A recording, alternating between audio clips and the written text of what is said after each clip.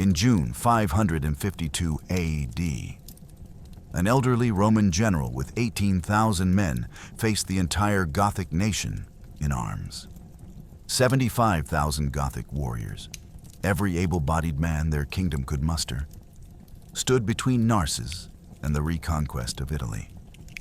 By sunset, the Gothic kingdom would cease to exist. Not defeated, annihilated. Think about those numbers for a second.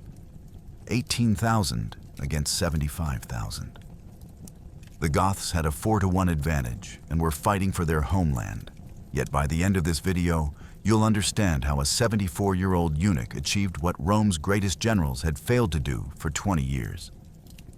I'm about to reveal 3 things that will change how you see Byzantine warfare forever. First, the crescent formation that turned Gothic cavalry into their own executioners. Second, why 8,000 Goths died in the first 17 minutes without touching a single Roman. And third, the psychological warfare tactic that made an entire nation lose the will to fight. But here's what makes this truly unbelievable. How did Narses cross the Alps with the Goths blocking every pass? Why did Gothic heavy cavalry, the most feared warriors in Europe, charge straight into a killing zone they could clearly see? How did dismounted archers stop the greatest cavalry charge in Gothic history? To understand how 18,000 men destroyed a kingdom, we need to step back to when Italy itself was bleeding to death. Italy was dying, and Rome had run out of generals who could save it. For 20 years, the Gothic War had consumed the peninsula like a slow fire, turning the breadbasket of the ancient world into a graveyard. Cities that had stood for 1,000 years lay empty. Aqueducts crumbled. Fields turned to wilderness. And in Constantinople, Emperor Justinian faced a choice that would determine whether the Roman Empire died with dignity or crawled back from the abyss. He chose a 74-year-old eunuch who had never commanded an army in battle. Let those numbers sink in. 20 years of continuous warfare. Italy's population had crashed from 5 million to barely 2 million. The peninsula that once fed the empire now imported grain just to prevent starvation. Justinian had already spent the equivalent of 18,000 pounds of gold, enough to build 50 Hagia Sophias, and had nothing to show but ashes and mass graves. Belisarius, Rome's legendary general, had tried first. The man who'd reconquered North Africa and smashed the Vandal kingdom arrived in Italy 535 with 7,500 men. He took Rome, then Naples, then Ravenna itself. Victory seemed certain. But the Goths learned, adapted, and by 541, they'd reclaimed everything under a new king named Totila. Belisarius returned in 544, failed again, and limped back to Constantinople, a broken man. Rome's greatest living general couldn't end this war. Here's what the chronicles don't tell you.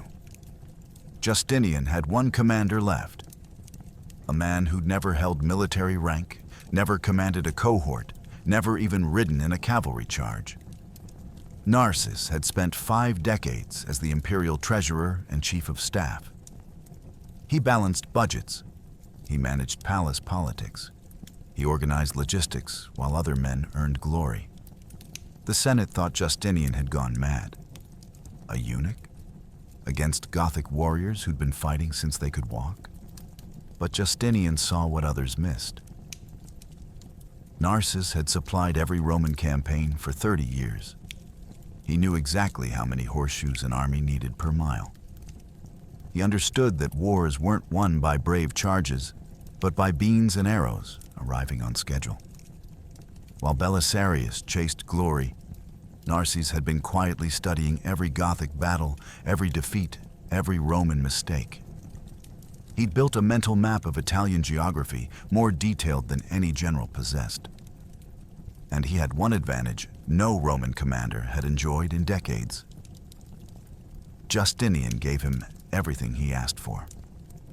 In January 552, Narses requested 18,000 men and specified exactly which units. 4,000 Herulian cavalry, Germanic mercenaries who understood how Goths fought, 5,500 Lombard infantry, mountain fighters who could march where roads didn't exist, 8,000 Byzantine heavy cavalry and archers, the professional corps that never broke. The rest, a mix of Armenian horsemen and Hun auxiliaries, each chosen for specific tactical purposes. He demanded full pay in advance, 6 months of supplies, and total authority. Justinian granted everything without question. The empire's last gamble walked out of Constantinople's gates in March 552. A slight, elderly man in plain robes who looked more like a merchant than Rome's final hope. Behind him marched 18,000 soldiers who would either save the empire or watch it die.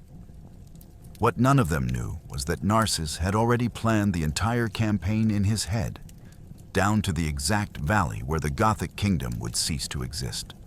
The race for Italy's soul had begun. Narses wasn't supposed to be a general.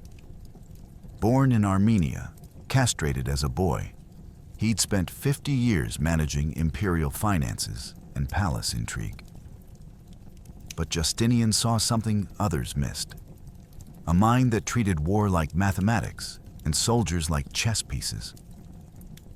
When Belisarius, Rome's legendary general, failed to end the Gothic War, Justinian made a bet that seemed insane. He gave total command to a man who'd never led troops in combat. What happened next would justify that impossible faith. Here's what made Narses different from every Roman general before him. While others studied Caesar's campaigns and Alexander's tactics, Narses studied supply chains and logistics tables. He knew that an army of 18,000 men required 12,000 pounds of grain per day, that cavalry horses needed 4 gallons of water each in summer heat, that Gothic warriors could march 25 miles daily, but their supply wagons could only manage 12. Most generals saw warfare as a series of glorious battles. Narses saw it as a math problem where whoever calculated better won. The Byzantine court mocked him openly. Senator Marcellus called it sending an accountant to do a soldier's work. General John, who'd served under Belisarius, refused to acknowledge Narses's authority until Justinian threatened execution. Even Narses's own officers whispered doubts. 74 years old, no combat experience. A eunuch commanding men who'd spent their lives training for war. The betting pools in Constantinople gave him 6 months before Totila sent his head back in a basket. But here's where it gets genuinely insane. Narses spent his first 3 weeks in command doing something no Roman general had ever done. He interviewed every soldier who'd fought in Italy, not the officers, the soldiers. He spoke to Herulian cavalry about Gothic charge patterns. He questioned Armenian archers about effective killing range against armored horsemen. He grilled Lombard infantry about mountain passes the Goths considered impassable. While other generals relied on maps and reports, Narses built a tactical database in his mind from 3,000 individual conversations. Then came the decision that proved his genius. Traditional Roman strategy called for landing at Ravenna, taking the coastal cities, then pushing inland. Predictable, slow, exactly what the Goths expected. Narses studied the intelligence and made a calculation that shocked his staff. He would cross the Alps in early summer, approach Italy from the north where no Roman army had come in 50 years, and force march to Rome before Totila could react. His logistics officer protested it was impossible. The passes were too narrow. The Gothic scouts too numerous. Supply lines would stretch too thin. Narses pulled out a document he'd been preparing for 6 months. It detailed every mountain pass between Dalmatia and Italy, listed Gothic patrol schedules based on refugee reports, calculated precise march rates for different terrain types, specified exactly where supply depots must be positioned every 30 miles. The document ran to 73 pages of meticulous planning. His officers stared in silence. This wasn't military genius. It was something stranger and more terrifying. Perfect mathematical certainty. In April 552, Narses marched his 18,000 men toward the Alps. He carried no siege equipment, minimal baggage, and supplies calculated to last exactly 47 days. Either he would reach Rome by then, or the entire army would starve in the mountains. The bureaucrat had just bet everything on numbers, logistics, and a route the Goths swore was sealed. What Totila didn't know was that his kingdom's destruction was already written in Narses's ledgers. King Totila had done the impossible.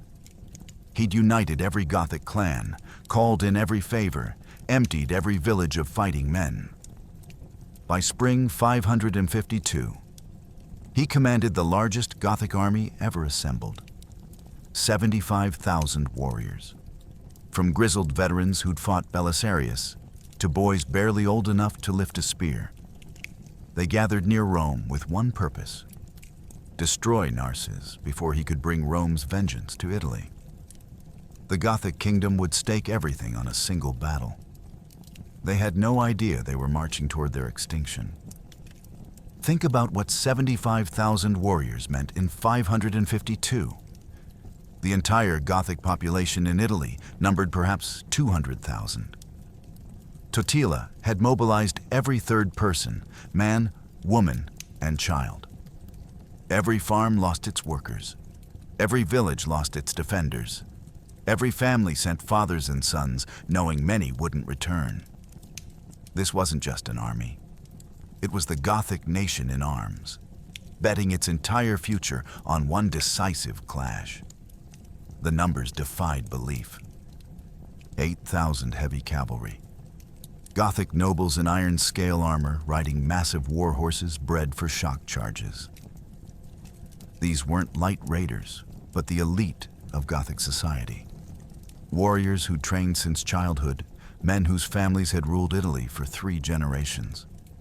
Behind them marched 67,000 infantry. Some carried Roman weapons looted from defeated legions. Others wielded traditional Gothic longswords and throwing axes. All burned with the knowledge that defeat meant the end of everything they'd built. Here's what the Gothic chronicles tried to hide. Totila knew this mobilization was destroying his kingdom. Fields went unplanted because the farmers were marching to war. Tribute from subject cities dried up because Gothic garrisons had been stripped for the army. His treasury hemorrhaged gold paying mercenaries and buying loyalty from wavering nobles. One Roman spy reported that Gothic silver coins were being mixed with copper to stretch the remaining bullion. The kingdom was financially collapsing even before battle began. Totila had perhaps 6 months before internal revolt became inevitable. But Totila had confidence that defied mathematics. His scouts reported Narses commanded only 18,000 men. 75,000 against 18,000. That's a 4.17 to 1 advantage. Better odds than any Gothic king had enjoyed against Rome in living memory. Gothic warriors who'd fought Belisarius to a standstill sneered at the idea of a bureaucrat eunuch matching their battlefield prowess. Victory seemed mathematically certain. In May 552, Totila's massive host began moving north from Rome. The column stretched 12 miles when fully deployed, dust clouds visible from 20 miles away. The sound of 75,000 men marching shook the ground like distant thunder. Italian peasants fled at reports of the army's approach, remembering 20 years of brutal warfare. This was the largest military force Italy had seen since the fall of the Western Empire 76 years earlier. Totila rode at the head of his host, wearing armor inlaid with gold. His horse draped in purple silk, projecting the confidence of a king who'd never lost a major battle. Behind him, Gothic warriors sang battle songs celebrating victories over Roman legions.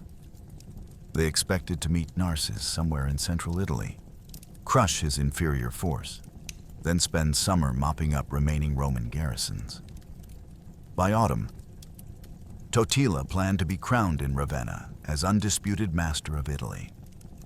What they didn't know was that Narses wasn't where they expected. While Gothic scouts searched the coastal roads, the Roman army was doing something impossible in the Alpine passes far to the north. The Goths were marching toward a battlefield Narses had already chosen. The Alps should have been impassable. Totila's scouts held every pass, every valley, every route into Italy. Gothic cavalry patrolled the foothills, ready to massacre any Roman force that attempted the crossing.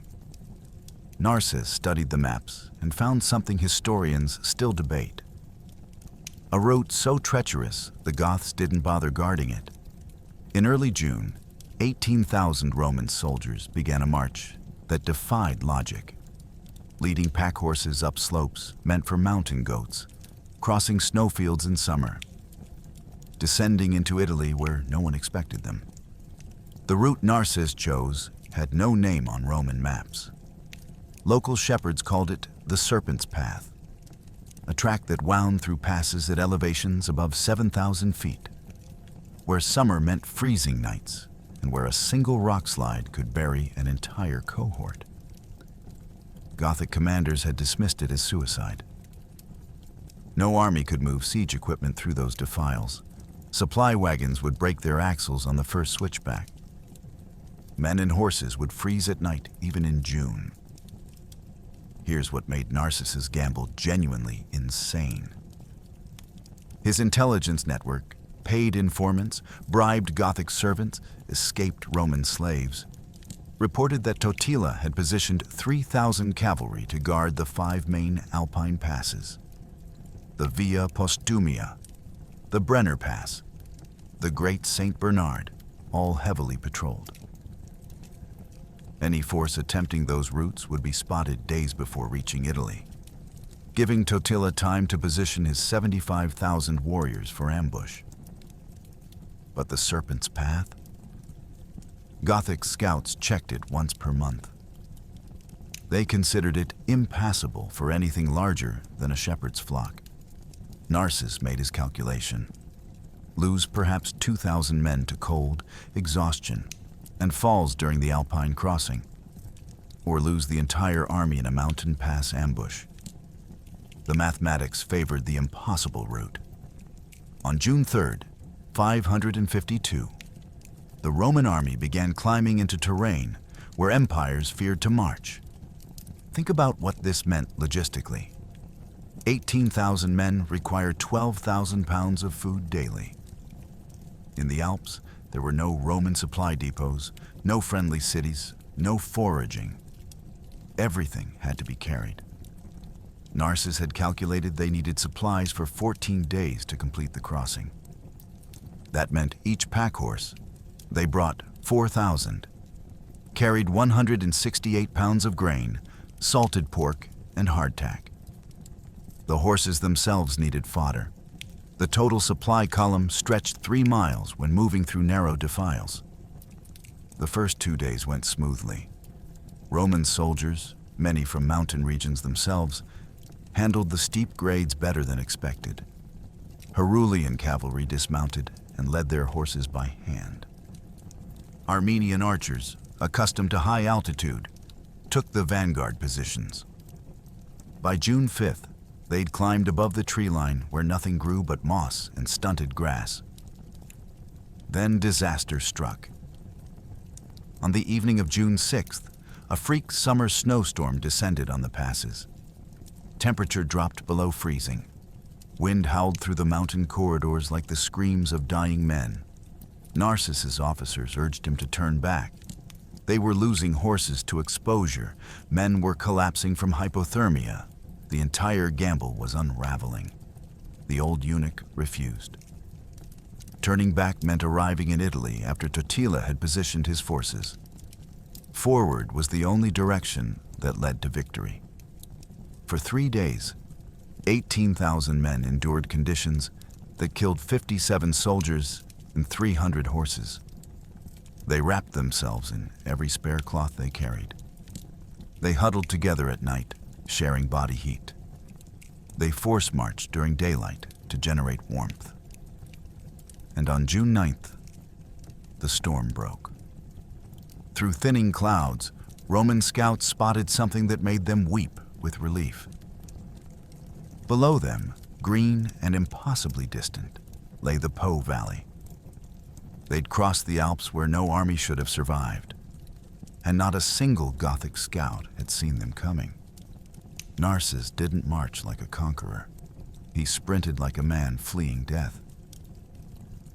Every hour mattered because Totila was doing the same, force-marching his Gothic host toward Rome, hoping to trap Narses against the city's walls. 2 armies, racing toward the same prize, neither willing to slow down. Narses covered distances that should have taken weeks in days, pushing his men until their feet bled, because he understood something fundamental.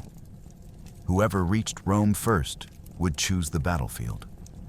And in medieval warfare, choosing the battlefield meant choosing who lived and who died.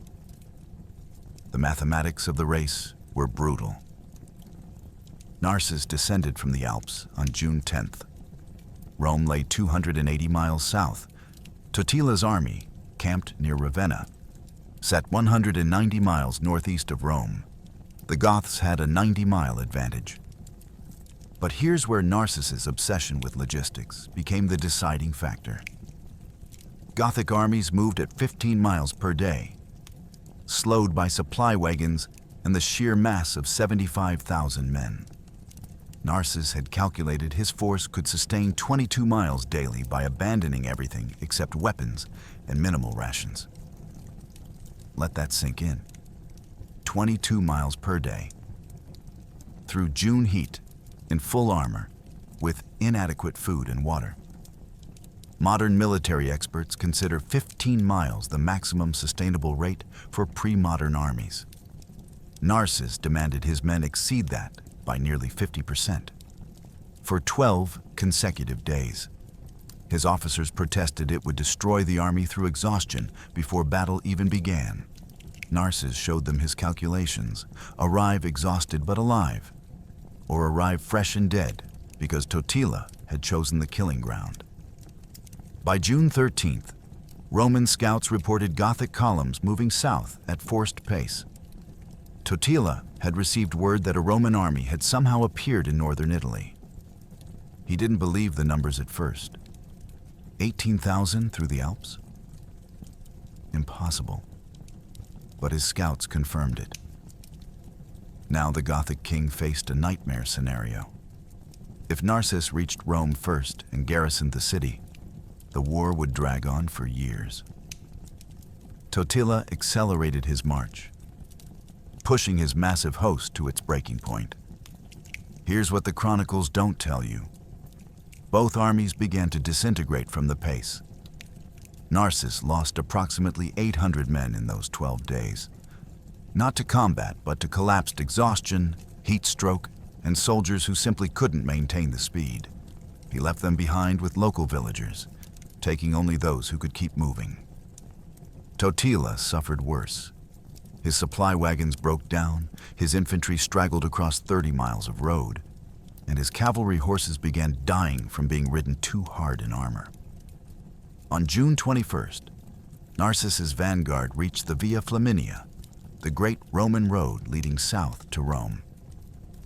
They were 70 miles from the city. Gothic scouts reported Totila was 85 miles away. Narses had won the race by a margin of 12 hours. But exhaustion had reduced his effective force to perhaps 16,000 combat-ready soldiers. Many could barely stand. All needed rest, water, and food before they could fight. Narses gave them 4 hours. Then he ordered the final sprint, 70 miles in 3 days. The men who couldn't keep pace would have to catch up after the battle. If there was an after. On June 24th at dawn, Roman scouts spotted something that changed everything. A valley called TAGINAE, nestled in the Apennine foothills, 50 miles north of Rome. Narses studied the terrain and smiled for the first time in weeks. He'd found where the Gothic kingdom would die. Now he just needed to convince Totila to attack him there. The valley of TAGINAE sits in the Apennine foothills, a natural corridor between mountain ridges. Narses reached it first and immediately understood. This was where the Gothic kingdom would end. Narrow enough that numbers mattered less. Open enough for his archers to work. Sloped enough that Gothic cavalry would tire charging uphill. He positioned his 18,000 men and waited, knowing Totila had no choice but to come to him. Geography had just become Rome's greatest ally. The valley measured approximately 2 miles wide at its broadest point, narrowing to 800 yards where Narses positioned his center. Mountain ridges rose steeply on both sides, too steep for cavalry charges, perfect for preventing flanking maneuvers. The slope from the valley floor to Narses's position climbed gradually at a 5-degree angle. Doesn't sound like much until you're a Gothic knight in 80 pounds of armor, riding a warhorse up that grade under arrow fire. Here's where Narses's mathematical mind saw what no traditional general would notice. At a 5-degree slope, over 600 yards, Gothic heavy cavalry would lose approximately 30% of their charging speed by the time they reached Roman lines. Their horses would be winded. Their formations would loosen. Most critically, they'd be struggling uphill for the final 300 yards. Exactly the range where Byzantine composite bows achieved maximum killing efficiency.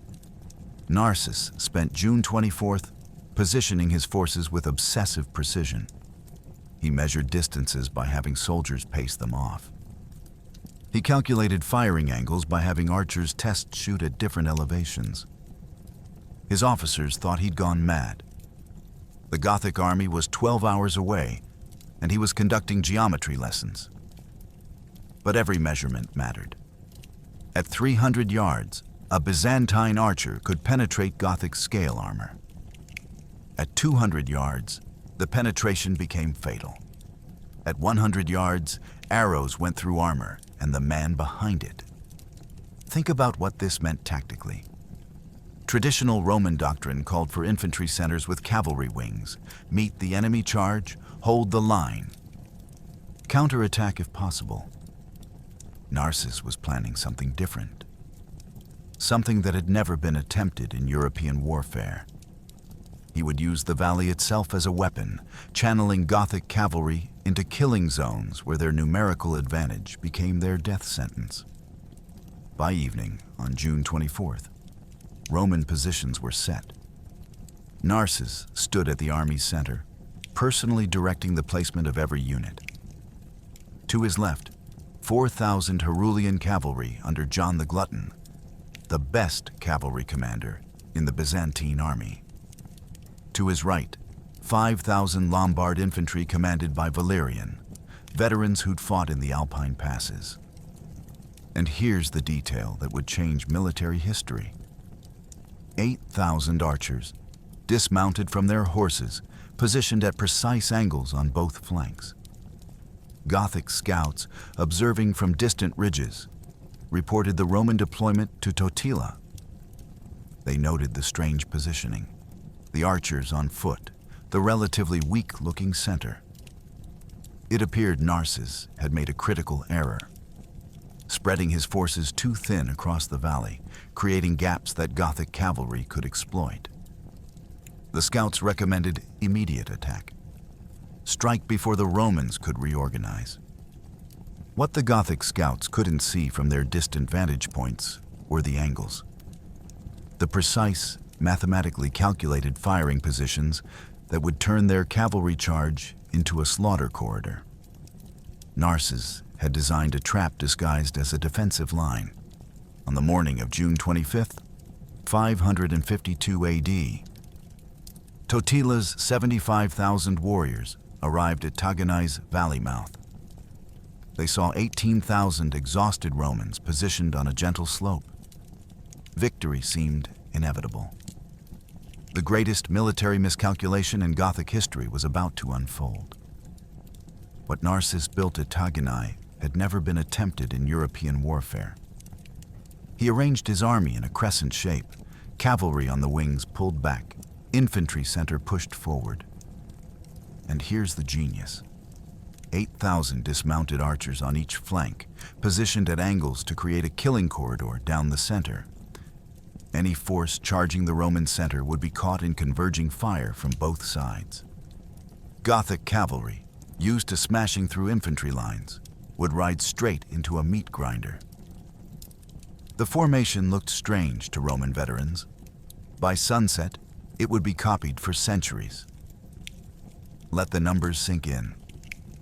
Traditional Roman battle lines stretched horizontally, a straight wall of shields and spears. Narses created a crescent approximately 1,200 yards wide at the wings, narrowing to 600 yards at the center. The archer positions formed 45-degree angles from the center line. Any cavalry charging straight ahead would receive fire from their left and right simultaneously, hitting unarmored sides and flanks where Gothic scale armor provided minimal protection. Here's what made this formation genuinely revolutionary. Byzantine archers typically fought on horseback, mobile, flexible, able to retreat from heavy cavalry. Narses ordered them to dismount, plant stakes in front of their positions, and fight as stationary platforms. His officers protested immediately. Dismounted archers couldn't retreat if Gothic cavalry broke through. They'd be slaughtered where they stood. Narses's response became legendary. "We're not here to retreat. We're here to kill everything that enters that valley." The tactical mathematics were precise and brutal. Each Byzantine archer carried 40 arrows in 2 quivers. At their positioned angle, they could achieve sustained fire of 6 arrows per minute, 1 arrow every 10 seconds. 8,000 archers per flank meant 16,000 total. That's 96,000 arrows per minute. 1.6 million arrows in the first 17 minutes of engagement before resupply became necessary. Think about what Gothic cavalry would face charging that formation. They'd gallop uphill toward what appeared to be a weak Roman center. At 400 yards, arrows would begin falling. At 300 yards, the killing started. Arrows penetrating armor, dropping horses, creating obstacles. At 200 yards, the arrow density became a literal steel rain. Gaps in formation disappeared as horses fell, riders piled up, chaos replaced cohesion. And all of this happening while charging uphill, losing speed, horses tiring. But here's where it gets insane. Narses didn't just calculate the arrow mathematics. He calculated the psychological impact. Gothic warriors had faced Roman archers before, mobile horse archers who fired and retreated. They'd never faced stationary archers who stood their ground, shooting methodically, creating lanes of death that couldn't be avoided. The psychological difference between facing an enemy who might run and an enemy who absolutely won't is the difference between courage and terror. The center of Narses's formation, where Gothic cavalry would naturally target, consisted of his weakest infantry. Lombard foot soldiers, poorly armored, inexperienced against Gothic cavalry charges. From a distance, they looked like easy prey. Gothic commanders, studying the Roman line, would see that weak center and think, break through there, roll up the flanks, victory in 30 minutes. What they couldn't calculate was that those Lombards didn't need to win. They just needed to not break immediately. Hold formation for 5 minutes, while 16,000 archers did the real work. 5 minutes of discipline, equaled Gothic annihilation. As the sun climbed toward noon on June 25th, Narses stood at his center position, watching Gothic cavalry begin their deployment. Officers approached, asking for final orders. The old eunuch, 74 years old, who'd never commanded troops in battle before this campaign, gave instructions that violated every conventional warfare principle. Hold position, do not advance. Trust the formation. Across the valley, Gothic commanders saw the strange crescent formation and smiled. The Romans had made a fatal error, spreading their forces too thin, creating a weak center. This would be over quickly. In the next 4 hours, that confidence would transform into the greatest military disaster in Gothic history. Totila arrived with 75,000 warriors expecting immediate battle. Narses gave him nothing. The old eunuch sat on his horse, watching, waiting, letting the June sun beat down on Gothic armor while his own men rested in shade. Hours passed. Gothic warriors, pumped for combat, grew restless. Their horses, armored and ready, began to tire from standing in formation. Narses understood psychology. An army wound tight for battle but denied release begins to unravel from within. Every hour, Totila waited. His advantage diminished. The Gothic army reached TAGINAE's valley mouth at 9 a.m. By noon, they still hadn't attacked. Temperature climbed past 90 degrees Fahrenheit. Gothic heavy cavalry wore iron scale armor weighing 80 pounds. Their war horses carried another 60 pounds of horse armor, iron plates protecting chest, flanks, and head.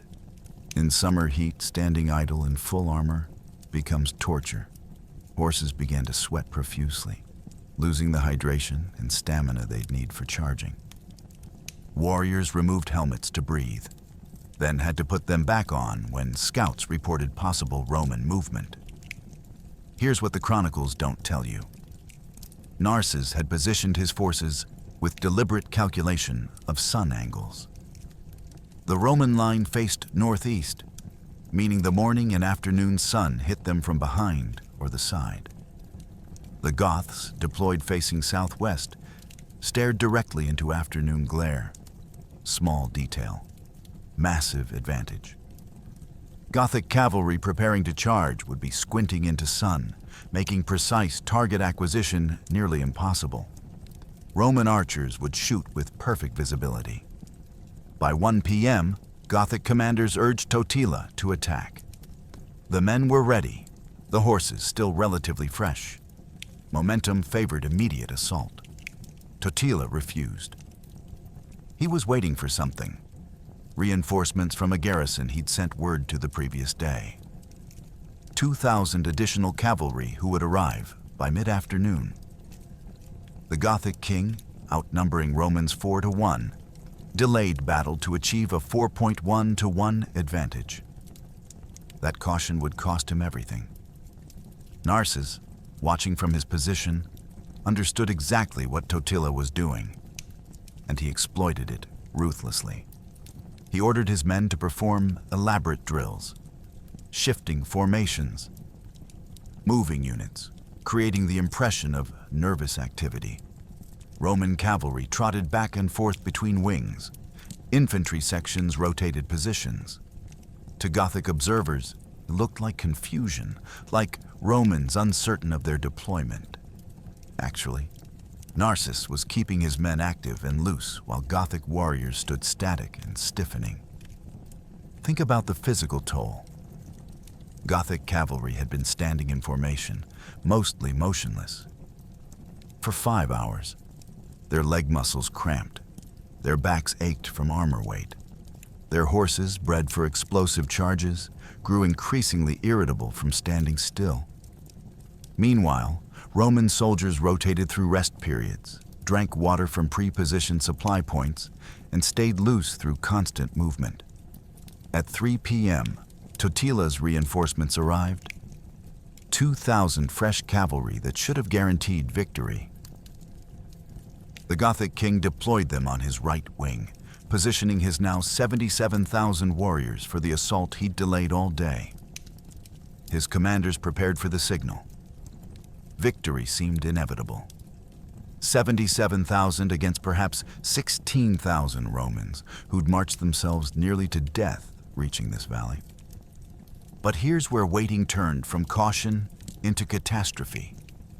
Totila, perhaps sensing the day slipping away, perhaps feeling pressure from restless nobles, made a decision that would haunt Gothic survivors forever. Instead of sending his entire force forward in one overwhelming wave, he would demonstrate Gothic martial superiority through elite cavalry shock.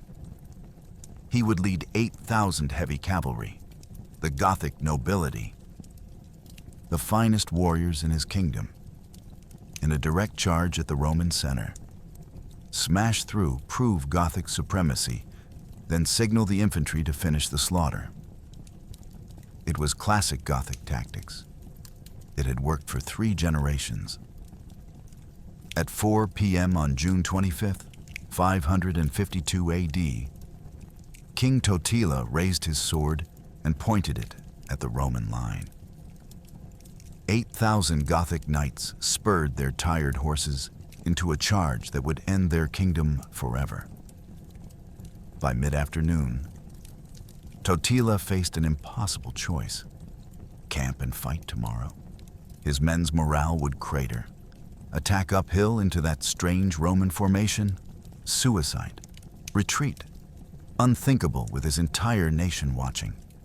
He made the decision that would end his kingdom. He would attack with his cavalry first, smash through the Roman center, then send in his infantry to finish the slaughter. It was classic Gothic tactics, proven in 100 battles. It should have worked. Totila couldn't see the trap Narses had built, disguised as a battle line. The decision made tactical sense based on everything Gothic commanders knew about warfare. Heavy cavalry charges had dominated European battlefields for 2 centuries. Gothic nobles in full armor, riding war horses bred for size and power, could shatter infantry formations through sheer kinetic force. They'd done it against Roman legions, against Frankish warbands, against Burgundian armies. Every major Gothic victory for 3 generations had begun with a successful cavalry charge. Here's what made Totila's decision seem brilliant to his commanders. The Roman center looked weak. Lombard infantry, poorly armored, spread thin across 600 yards. 8,000 Gothic cavalry charging in wedge formation would hit that center with approximately 13,000 pounds of force per yard. Basic physics said the Lombard line would collapse. Once broken, Gothic cavalry would wheel left and right, rolling up the Roman flanks while 67,000 Gothic infantry surged forward to finish the massacre. Think about the pressure Totila faced. His Gothic nobles, standing in armor under June sun for 6 hours, demanded action. His infantry, watching from behind, grew increasingly restless. Messages from the rear reported that soldiers were sitting down, removing armor, treating this like a rest stop rather than pre-battle positioning. Military discipline was eroding by the hour.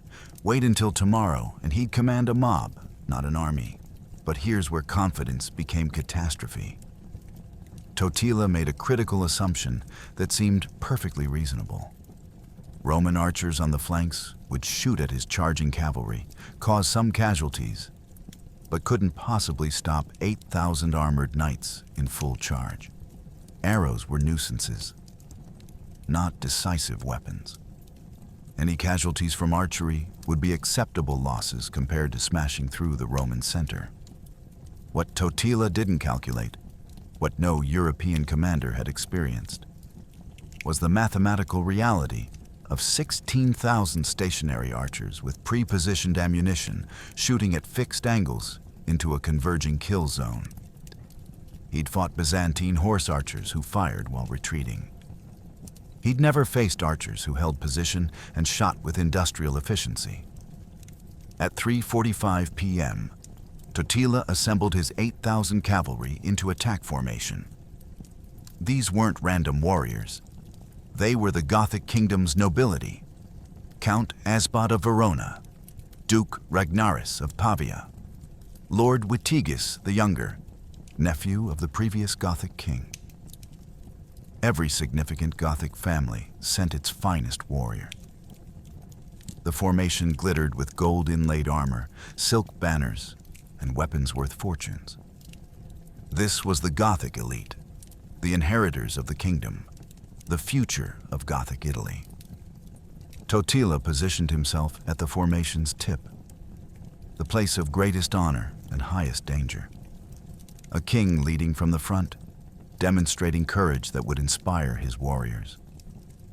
He wore armor decorated with purple enamel, the royal color. His helmet bore a golden crest.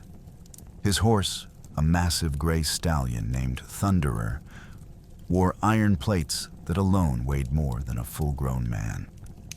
At 3:58 p.m., Totila looked back at his 8,000 nobles, raised his sword toward the Roman line, and shouted the war cry that had echoed through Gothic victories for a century. Quote, 8,000 voices answered. 8,000 horses began moving forward, accelerating from walk to trot to canter to full gallop. The charge that would destroy Gothic Italy had begun.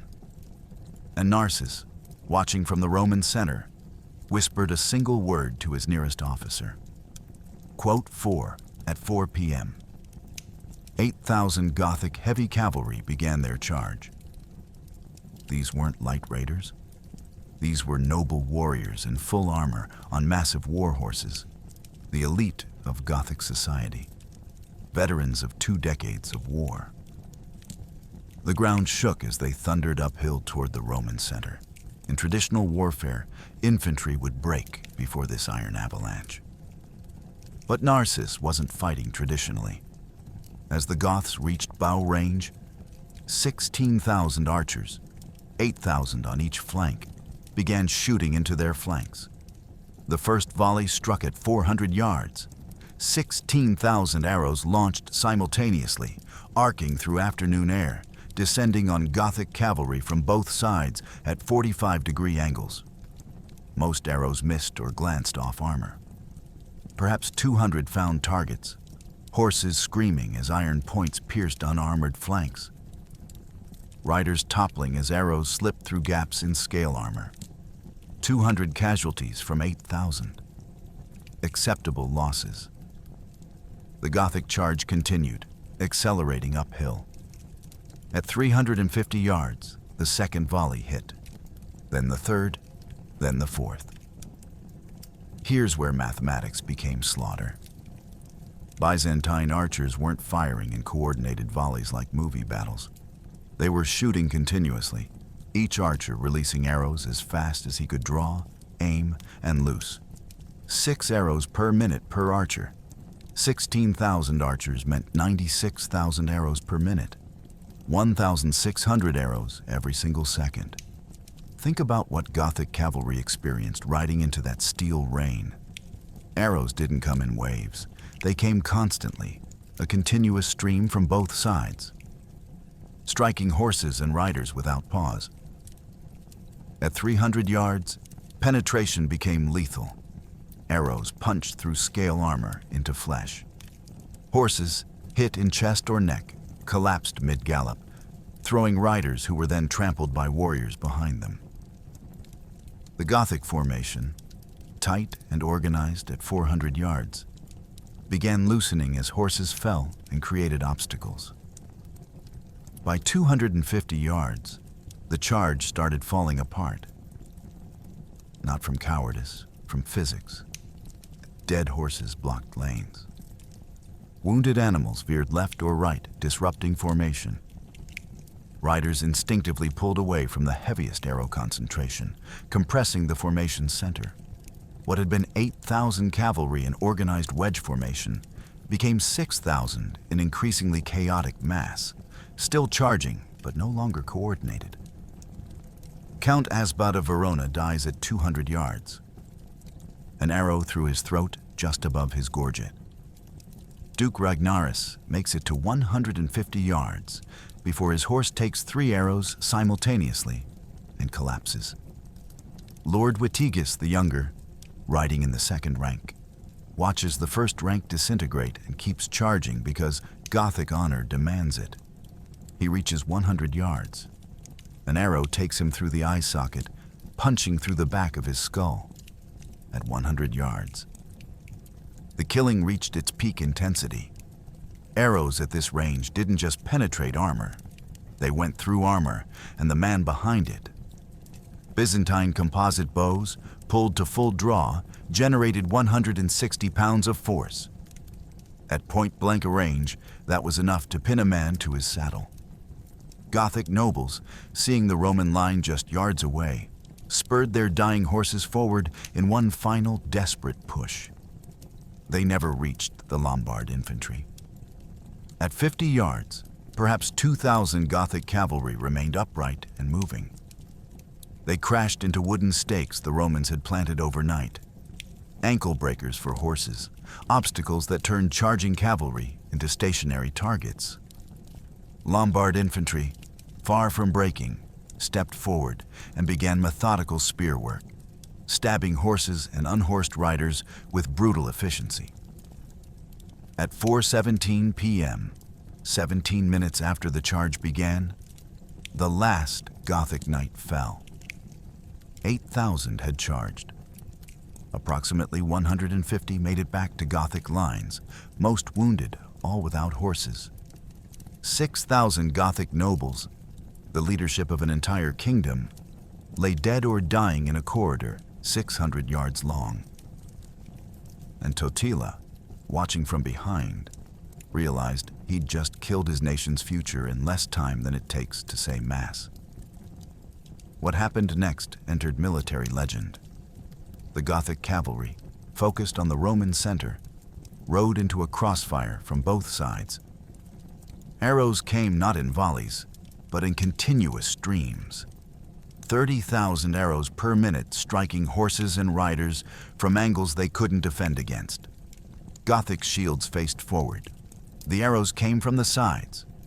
Within 17 minutes, 8,000 Gothic nobles lay dead or dying, having never reached the Roman line. Not a single Roman soldier had drawn a sword. Let those numbers sink in. 17 minutes. In less time than it takes to boil water for tea, the Gothic kingdom lost its entire aristocratic class. Every major family, every experienced military commander below Totila himself. The men who governed cities, commanded garrisons, administered justice, and would have led Gothic Italy for the next generation. Gone, not captured for ransom, not wounded and recoverable. Dead in a 600-yard corridor that became the most expensive piece of real estate in European history. Here's what the chronicles tried to hide. The slaughter wasn't random chaos. It was industrial efficiency. Byzantine archers worked in rotation.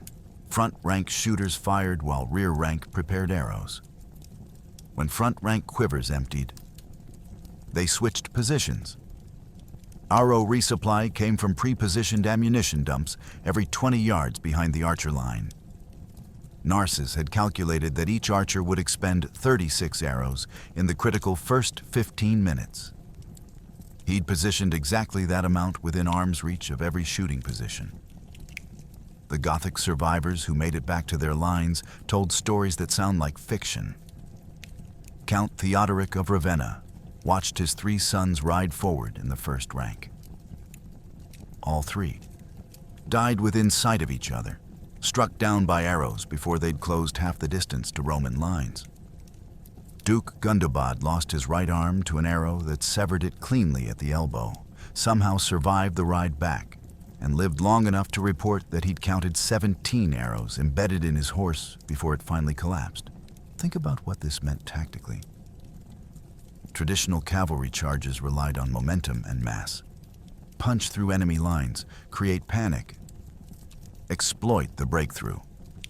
Gothic cavalry at TAGINAE never generated momentum. They started at full gallop, but by 200 yards had slowed to struggling walk as horses died and obstacles multiplied. Mass became a disadvantage. The tighter the formation, the easier the target. Every tactical principle that had made Gothic cavalry dominant for 2 centuries failed simultaneously. But here's where it gets genuinely insane. Roman casualties from the cavalry charge? 12 men, not 1,200. 12 individual soldiers. 9 Lombard infantry wounded by Gothic spears in the final desperate seconds before the charge collapsed. 3 Byzantine archers hit by random Gothic arrows fired blindly toward the flanks. 12 Romans wounded, 8,000 Goths dead. That's a casualty ratio of 667 to 1. At 4:18 p.m., silence fell over TAGINAE Valley. Gothic infantry, 67,000 strong, stood watching from their positions. They'd just witnessed their nobility. Fathers, brothers, lords who commanded them, slaughtered with such efficiency it didn't seem real. Smoke from extinguished torches drifted across the field where 8,000 horses lay dead or dying. The sound of wounded men screaming filled the air, and the Roman line stood unchanged, unbroken, archers already reloading from ammunition reserves. Narses, still positioned at the Roman center, had not moved, had not drawn his sword, had not issued combat orders beyond quote _5 he designed a formation, calculated the mathematics, and watched 74 years of logistics expertise translate into 17 minutes of perfect execution. Totila, watching his kingdom's elite destroyed, faced a choice that should have been simple. Retreat, regroup, live to fight another day. But 67,000 Gothic infantry stood behind him, expecting him to avenge their lords. His reputation, his authority, his very legitimacy as king demanded he do something. Anything. At 4:25 p.m., King Totila made the second worst decision of his life. He would send in the infantry. All of them. 67,000 warriors would surge uphill and overwhelm the Romans through sheer mass. The massacre was about to enter its second phase. The Gothic infantry, watching their cavalry elite slaughtered from afar, erupted in rage. 67,000 warriors surged forward, screaming vengeance, determined to avenge their fallen nobles. They came uphill in a human wave that should have overwhelmed any defense through sheer mass. But Narses had planned for this too. His infantry center, fresh and untouched, locked shields in the Roman testudo formation, while archers continued their methodical killing from the flanks.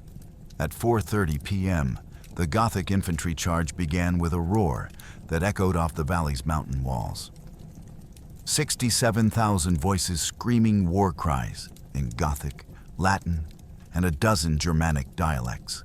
They advanced in no particular formation, just mass and fury, climbing uphill over the corpses of their cavalry, determined to reach the Romans who'd killed their lords. The sheer weight of numbers should have been unstoppable. 67,000 against perhaps 8,000 Lombard infantry holding the Roman center. Here's what makes this moment genuinely insane. Gothic infantry were individually brave, well-armed, and motivated by genuine rage. But they had no unified command structure. Their officers lay dead in that 600-yard killing corridor. No tactical plan beyond get uphill and kill Romans. No coordination between units. They were 67,000 individuals who happened to be running in the same direction. The first Gothic warriors reached the Roman stakes at 4:33 p.m. They tried to tear them down, climb over them, squeeze between them. Byzantine archers, having resupplied during the 7-minute pause after the cavalry slaughter, resumed their mechanical killing. But infantry presented different targets than cavalry. smaller, more dispersed, harder to hit consistently.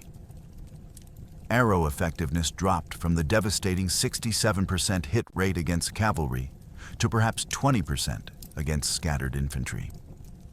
20% of 96,000 arrows per minute still meant 19,200 arrows finding targets every 60 seconds. Think about that. Gothic warriors climbing uphill, exhausted from the grade, stumbling over dead horses and fallen comrades, taking constant arrow fire from flanks they couldn't defend against. The advance didn't stop.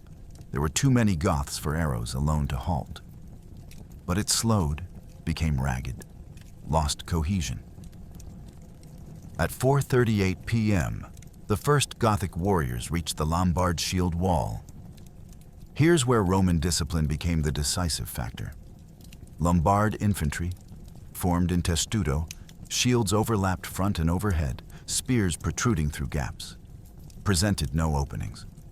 Gothic warriors threw themselves against the formation with suicidal courage. They climbed on top of shields, trying to break through by weight. They grabbed Roman spears and attempted to yank them from formation. Some succeeded in killing individual Lombards, creating gaps. But here's what Gothic infantry couldn't overcome. Roman formations were designed to absorb casualties and automatically close gaps. When a Lombard fell, the men beside him stepped inward, shields locking, spear points filling the space. The testudo didn't break. It flexed, absorbed impact, and held. Gothic warriors who broke through the first rank found themselves isolated, surrounded, cut down by secondary ranks. By 4:45 p.m., Gothic infantry had been attacking for 15 minutes with zero breakthrough success. They'd lost approximately 8,000 men to arrows and spear thrusts. The Lombard line had bent but not broken, and the Goths, exhausted from climbing uphill in armor while under constant fire, began losing their rage-fueled momentum. Then Narses sprang the second trap. At 4:46 p.m., he signaled his cavalry wings, 4,000 Herulian horsemen on the left, 3,000 Byzantine cavalry on the right, who'd been held in reserve throughout the entire battle. Fresh horses, fresh warriors, positioned on high ground at the Gothic flanks. They charged downhill into the exposed sides of the Gothic infantry mass. What happened in the next 30 minutes would make the cavalry slaughter look merciful by comparison. Gothic warriors fought with the fury of men who knew they were dying. They crashed into Roman shields like ocean waves against cliffs. Individual Goths showed incredible bravery, climbing over their own dead to reach Roman lines, fighting on with mortal wounds. But courage without organization is just another form of suicide. Roman infantry held formation, stabbing mechanically through shield gaps while archers picked off anyone who broke through. The Gothic attack didn't fail. It dissolved, courage melting into chaos. The Roman cavalry charge hit Gothic flanks at 4:47 p.m. like twin hammers striking an anvil. 7,000 horsemen, Herulian and Byzantine, crashed into Gothic infantry who were facing forward, focused on the Lombard shield wall, completely unprepared for attack from the sides. The impact created instant catastrophe. Gothic warriors on the flanks, pushed inward by cavalry pressure, compressed the center.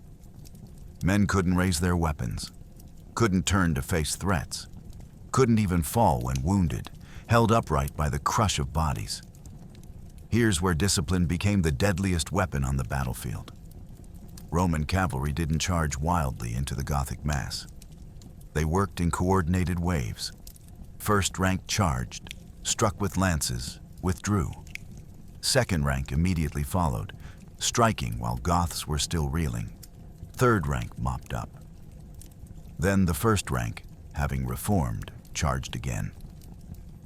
It was systematic, efficient, industrial-scale killing executed with cavalry instead of archers. Think about what Gothic infantry experienced. Arrows from the front flanks, spears from the Lombard center, cavalry lances from both sides. Nowhere to run because retreat meant trampling your own comrades. Nowhere to hide because the valley's walls funneled everyone into the killing zone. Individual Gothic courage became irrelevant when every direction offered only different methods of death. At 4:52 p.m., the Gothic center began to crack. Not from cowardice, from mathematics. You can't maintain fighting formation when you're losing 400 men per minute, and replacements can't reach the front because bodies block the way. Gothic warriors at the front, facing the Lombard testudo, glanced backward for support and saw only chaos. Their comrades weren't forming second ranks. They were dying to cavalry attacks or fleeing from arrow fire.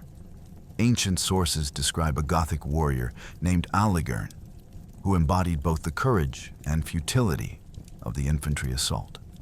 He broke through the Lombard shield wall, actually penetrated 3 ranks deep, killing 5 Romans with an axe before secondary ranks surrounded and cut him down. His individual achievement was remarkable. His strategic impact was 0. The line closed behind him. The formation held. His sacrifice changed nothing. By 5 p.m., Gothic cohesion collapsed completely.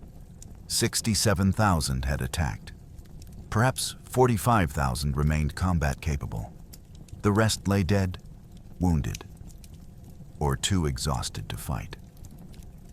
Those 45,000 began the transformation from army to mob. Some continued attacking the Roman center with doomed determination. Others tried to fight off the cavalry. Most simply stopped fighting and looked for escape routes. Here's what the Gothic chronicles tried to hide. The route began not from Roman breakthrough, but from Gothic realization. These warriors, watching their cavalry elite slaughtered in 17 minutes, then spending 30 minutes achieving nothing against Roman infantry, suddenly understood they couldn't win. Couldn't even hurt the Romans enough to matter. The psychological collapse preceded the military one. At 5:03 p.m., someone in the Gothic rear ranks, history never recorded who, shouted the words that ended a kingdom: "Fall back, save yourselves." The shout spread through Gothic lines like fire through dry grass. Fall back became retreat, became run, within seconds. 45,000 Gothic warriors simultaneously decided that survival mattered more than vengeance. The organized Gothic infantry assault transformed into a panicked rout. And Narses, watching from the Roman center, smiled and gave the order every defeated army dreads hearing from their enemy. Pursue them, kill them all. The real slaughter was about to begin. By 6 p.m., Gothic cohesion shattered completely. 67,000 became individuals fleeing for survival. Roman cavalry, fresh and uncommitted until this moment, swept from the flanks for pursuit. What followed wasn't battle. It was extermination. Romans hunted Goths through valleys and forests, spearing fleeing men until darkness made killing impossible. Ancient sources claim 45,000 Goths died that day. Even if exaggerated, the Gothic kingdom lost the majority of its fighting men in 6 hours. The pursuit began with calculated efficiency. Narses didn't release all his cavalry at once. That would create chaos and reduce killing effectiveness. Instead, he deployed them in waves. First, 4,000 Herulian cavalry swept right, cutting off the northern escape route. Then 3,000 Byzantine horsemen swept left, sealing the southern valley exit. Gothic infantry, fleeing in panic, found themselves channeled into narrowing corridors where Roman cavalry waited like wolves at a sheep pen. Here's what made this pursuit different from typical ancient warfare. Traditional battles ended when armies broke. Winners celebrated, losers fled, casualties from actual combat rarely exceeded 10%. Narses had studied Gothic wars for 2 decades and understood something crucial. Let enough Goths escape and they'd rebuild, regroup, fight again in 5 years. End the Gothic kingdom today and Italy stays Roman forever. He issued orders that shocked even his own commanders. No quarter, no prisoners, pursue until full dark. Think about the geography. TAGINAE Valley narrowed as it ran north and south. Gothic infantry, running for their lives, concentrated in those narrow passages. Roman cavalry didn't need sophisticated tactics, just ride alongside fleeing men and stab downward with lances. A trained cavalryman could kill a running infantryman every 15 seconds. 7,000 Roman cavalry, working for 3 hours, could theoretically kill 84,000 men. The actual number approached 30,000 before darkness intervened. At 6:20 p.m., Gothic survivors reached the Flaminian Way, the main Roman road running north-south. Some scattered into forests. Others continued along the road, hoping speed would save them. Roman cavalry, familiar with local geography from Narses' obsessive pre-battle reconnaissance, knew exactly where forest paths emerged. They positioned ambush points at every exit. Gothic warriors who thought they'd escaped found Roman lances waiting in clearings. The killing took on an industrial quality that disturbed even Roman chroniclers. Procopius, writing decades later, described cavalry working in shifts. First group killed until horses tired, second group took over, third group finished stragglers. No rage, no battle fury, just methodical extermination.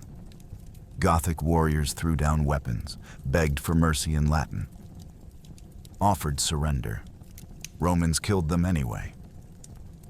Narses' orders were absolute.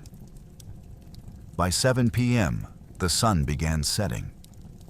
Roman cavalry had pursued Gothic survivors for nearly 2 hours, covering approximately 15 miles from the original battlefield. The entire region between TAGINAE and the next major town became a hunting ground. Local Italian peasants, emerging from hiding, found bodies every 50 yards along roads and trails. Some Gothic wounded, left behind by the pursuit, bled out slowly in ditches and forests. Here's what the Gothic survivors reported later. Approximately 12,000 escaped the immediate pursuit by scattering into deep forest or reaching fortified towns before Romans arrived. Of the 77,000 Goths who entered TAGINAE Valley that morning, perhaps 15,000 survived nightfall. And many of those were wounded, traumatized, or separated from any organized command. 62,000 dead or missing. The Gothic nation had committed suicide, attacking Narses' formation. At 8:15 p.m., darkness made further pursuit impossible. Narses ordered his cavalry to return to the battlefield and establish camp. As they rode back, the scale of what they'd accomplished became clear. For miles, bodies lay thick enough to walk on without touching ground. The mathematical impossibility had occurred. 18,000 Romans had destroyed an army of 77,000 in 6 hours of fighting. But one man was missing from the body count. King Totila had fled the battlefield on horseback during the rout, surrounded by his personal guard. And as long as the Gothic king lived, the war wasn't finished. Totila fled the battlefield with a handful of guards, wounded by an arrow that had pierced his armor. He rode north, hoping to reach Gothic strongholds and rebuild.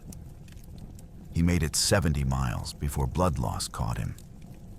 In a village whose name history forgot, the last effective Gothic king died in a peasant's bed, the crown that had ruled Italy for 60 years slipping from dead fingers.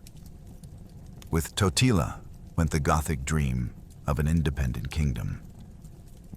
The arrow had struck Totila during the infantry collapse at approximately 5:15 p.m. A random Byzantine shaft, fired from 300 yards that found the gap between his breastplate and backplate, just below the left shoulder blade, not immediately fatal. The iron point lodged near his spine, bleeding internally where pressure couldn't stop it. Totila, feeling warmth spread across his back, realized he was dying, but refused to die on the battlefield where his kingdom had just been destroyed. He gathered 17 survivors from his personal guard, all that remained of the 50 elite warriors who protected him that morning. They rode north on the Flaminian Way, avoiding Roman cavalry patrols by traveling through forests and fields. Each mile, Totila weakened. By midnight on June 25th, he couldn't sit upright in his saddle. His guards tied him to his horse to prevent him falling. Here's what the chronicles don't tell you. Totila knew exactly what his death meant. The Gothic kingdom had no clear succession. His heir, a nephew named Teia, commanded a garrison 300 miles away and had minimal support among surviving nobles. Without Totila's personal authority holding the fragments together, the remaining Gothic strongholds would fracture into competing factions. Roman diplomacy would exploit those divisions. Within months, organized Gothic resistance would collapse. By dawn on June 26th, Totila's party reached a village called Caprae, 70 miles north of TAGINAE, deep in territory Goths still controlled. Local villagers, seeing their king barely conscious and soaked in blood, carried him to the headman's house. The best bed they had was straw and rough blankets. The king who'd ruled from marble palaces in Ravenna lay dying in a peasant cottage with a dirt floor. Think about the symbolism. Totila had spent 11 years fighting to preserve Gothic Italy. He defeated Belisarius, recaptured Rome, united every Gothic faction under his crown. His kingdom had stretched from the Alps to Sicily. Now he died in a nameless village, surrounded by guards who couldn't save him, knowing that everything he'd built would die with him. At approximately 10 a.m. on June 26th, Totila regained consciousness long enough to speak. His guards leaned close to hear final orders. He said 3 words, recorded by Gothic survivors and confirmed by Roman interrogation of captured guards. Quote 12, then he died. No grand last words. No defiant declarations. Just pragmatic advice his people would ignore. The 17 guards carried Totila's body north for burial in Gothic territory, hoping to keep his death secret long enough to organize succession. They made it 12 miles before Roman cavalry, following reports of wounded Gothic riders, caught them. The guards fought to defend their dead king's body. All 17 died within minutes. Roman soldiers stripped Totila's corpse for identification. The purple enameled armor, the royal signet ring, the golden crown that had marked Gothic kings since Theodoric the Great founded the kingdom in 493 AD. Narses, receiving Totila's crown on June 27th, examined it carefully. Solid gold, inlaid with garnets, inscribed with Gothic runes declaring divine right to rule Italy. Worth a fortune as plunder, worth infinitely more as symbol. He ordered it melted down immediately, and the gold distributed as bonuses to his archers, the men who'd actually destroyed the Gothic kingdom. The symbolism was deliberate. Gothic sovereignty literally dissolved into payment for the soldiers who'd ended it. News of Totila's death reached remaining Gothic strongholds by early July. The reaction was exactly what Totila had feared. Instead of uniting behind Teia, Gothic nobles began negotiating separate surrenders to Rome. Some offered to switch sides in exchange for keeping their estates. Others simply abandoned their garrisons and fled north toward Frankish territory. The Gothic kingdom, which had survived Belisarius and 2 decades of Roman invasion, died not from TAGINAE's slaughter, but from the simple fact that without Totila, no one could hold it together. One man's death in a peasant cottage finished what 62,000 deaths on a battlefield had started. After TAGINAE, Gothic resistance crumbled like a wall without mortar. Cities that had resisted Rome for years opened their gates to Narses without a fight. The few remaining Gothic nobles squabbled over succession rather than organizing defense. Within 2 years, Narses controlled all of Italy with casualties so light they barely register in historical records. One battle, 6 hours on a summer afternoon, had accomplished what Rome's finest generals couldn't achieve in 20 years of brutal warfare. The mathematical reality was staggering. Belisarius had campaigned in Italy for 13 years, 535 to 548, with armies ranging from 7,000 to 30,000 men. He'd won brilliant tactical victories, captured major cities, even taken Ravenna itself. Result? Temporary control that evaporated the moment he left. Total Roman casualties during Belisarius's campaigns, approximately 45,000 dead. Territory securely held at campaign's end, essentially zero. Narses campaigned for 2 years, 552 to 554, with 18,000 men. One major battle. Total Roman casualties for the entire campaign, approximately 3,000 dead, most from the Alpine crossing and forced marches. Territory securely held at campaign's end. All of Italy, from the Alps to Sicily. The efficiency difference defied belief. Belisarius averaged 3,400 deaths per year to hold nothing. Narses averaged 1,500 deaths per year to conquer everything. Here's what made the post-TAGINAE conquest so devastating for Gothic morale. Cities didn't surrender because Roman armies threatened them. They surrendered because Gothic leadership had ceased to exist. Every major Gothic commander had died at TAGINAE. Every experienced military officer. Every noble with the authority and resources to organize resistance. The survivors were junior officers, garrison commanders without strategic vision, and nobles more interested in preserving their personal estates than fighting for a kingdom that was already dead.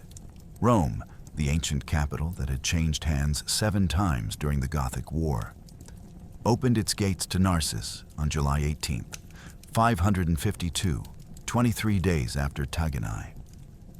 The city's Gothic garrison, numbering perhaps 2,000 men, simply walked out and headed north rather than face the general who'd killed 62,000 of their comrades in one afternoon.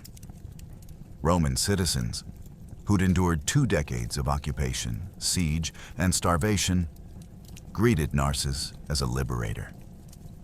He entered Rome without fighting a single engagement. Ravenna, the Gothic capital, fell in March 554 after a siege that lasted 8 months. Not because Gothic defenders fought brilliantly, but because the city's coastal location required naval blockade. When Ravenna finally surrendered, Narses discovered the city's garrison had been negotiating terms for months. They'd simply been waiting for acceptable surrender conditions, not fighting to win. Think about the strategic collapse. In 20 years of warfare before TAGINAE, Goths had consistently rebuilt armies after defeats, recaptured lost cities, and maintained effective resistance. After TAGINAE, complete organizational paralysis. The Gothic nation lost not just soldiers, but its ability to function as a military power. Without nobles to command, garrisons to garrison, or leadership to lead, individual Gothic strongholds became isolated targets waiting for Roman attention. By summer 554, only one organized Gothic force remained: Taia's army of approximately 5,000 men in southern Italy. Narses cornered them at Mons Lactarius in October. The battle lasted 2 days. Taia died in combat on the first day. His surviving warriors fought one more day from discipline, then surrendered en masse. With Tea's death, organized Gothic resistance ended. 62 years of Gothic rule in Italy finished not with climactic battle, but with exhausted surrender on a mountain whose name means milk. The final accounting was brutal. The Gothic population in Italy before TAGINAE, approximately 200,000. After the war's end in 554, perhaps 80,000, the rest dead from battle, starvation, disease, or flight to other kingdoms. The Gothic language, which had been spoken across Italy, began its terminal decline. Within 2 generations, it would be extinct. Gothic law, Gothic customs, Gothic identity, all dissolved into Roman resurgence. But here's the darkest truth. The Italy that Narses saved wasn't worth saving. Narses would govern Italy for 15 years, rebuilding what war had destroyed, reviving trade, restoring law. The old eunuch that Constantinople's elite had mocked became the man who returned Italy to Roman control for the last time in history. But TAGINAE's victory came with a darker truth. Italy was so devastated by decades of war that it never fully recovered. The population had crashed. Infrastructure had collapsed. The Italy that Narses saved was a shadow of what Rome had lost. Yet without TAGINAE, even that shadow would have vanished into Gothic darkness. The statistics of destruction were almost incomprehensible. Italy's population in 530, before the Gothic War began, approximately 5 million. Italy's population in 554, when Narses secured final victory, approximately 2 million. 3 million people, 60% of the peninsula's inhabitants, dead from warfare, starvation, plague, or flight to other regions. Let that sink in. The Gothic War killed more Italians than both world wars combined would kill in the 20th century, proportionally speaking. Economic collapse accompanied demographic catastrophe. Rome, which had housed 1 million people at the height of empire, contained perhaps 30,000 by 554. The aqueducts that had supplied the city lay broken, too expensive to repair, too complex for surviving populations to maintain. Agricultural production had crashed to 20% of pre-war levels. The fertile plains that once fed an empire now supported scattered subsistence farms. Trade networks that had connected Italy to Africa, Spain, and the East had dissolved. Here's what made Narses's governorship remarkable. He didn't try to restore what was lost. He rebuilt what was possible. He focused on securing roads so trade could resume. He imported grain from Egypt to prevent starvation. He established new legal codes that merged Roman law with practical reality. He fortified strategic cities while abandoning indefensible ruins. Narses governed like he'd fought, with mathematical precision, focusing resources where they'd achieve maximum effect, accepting losses where recovery was impossible. But the old general faced challenges that military genius couldn't solve. Italy's surviving population was traumatized, impoverished, and deeply suspicious of any authority. Gothic survivors hated Romans for destroying their kingdom. Roman citizens resented Goths for 2 decades of occupation. Both groups blamed Constantinople for the war's devastation. Narses, representing Byzantine authority, became the focus of resentments he couldn't address through tactical brilliance. Think about the bitter irony. Narses had saved Roman Italy with a victory so complete it entered military legend. But the Italy he saved was dying anyway, just slowly. From economic collapse and population decline rather than quickly from Gothic conquest. The aqueducts would never be fully repaired. The population would never recover pre-war levels. The classical Roman civilization that had flourished for centuries was finished. regardless of who governed the ruins. In 567, 15 years after TAGINAE, political enemies in Constantinople convinced Emperor Justin II that the 89-year-old Narses had outlived his usefulness. They sent a dismissal letter so insulting that legend claims Narses, in response, invited the Lombards to invade Italy. Revenge against the empire that had humiliated him. Whether true or not, the Lombards did invade in 568. Within a generation, they'd conquered most of northern Italy, undoing much of what Narses had secured. Narses died in 573 at age 95. Reportedly heartbroken watching Lombards destroy what he'd built, the man who'd achieved the impossible, conquering Italy with 18,000 men in a 2-year campaign that killed only 3,000 Romans, lived to see his life's work partially unravel. His body was returned to Constantinople in a lead coffin. He was buried without imperial honors. The court that had mocked him as an unqualified eunuch now dismissed him as a failed administrator. But here's the truth that survived historical ingratitude. TAGINAE demonstrated that warfare is mathematics, logistics, and psychology, not just courage and numbers.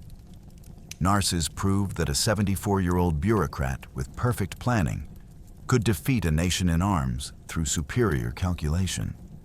His crescent formation, his use of converging archer fire, his tactical patience, these innovations influenced military thinking for centuries. The Battle of TAGINAE remained the gold standard for how smaller forces defeat larger ones through positional advantage and tactical innovation. Medieval commanders studied it. Renaissance military theorists analyzed it. Modern strategists reference it when discussing force multiplication and geometric advantage. And in that nameless valley in the Apennine foothills, where 62,000 Goths died in 6 hours, the earth itself remembers. Farmers plowing fields still occasionally unearth iron arrowheads, corroded scale armor, and human bones. The physical evidence of the day, an elderly eunuch destroyed a kingdom through mathematics and made the impossible inevitable.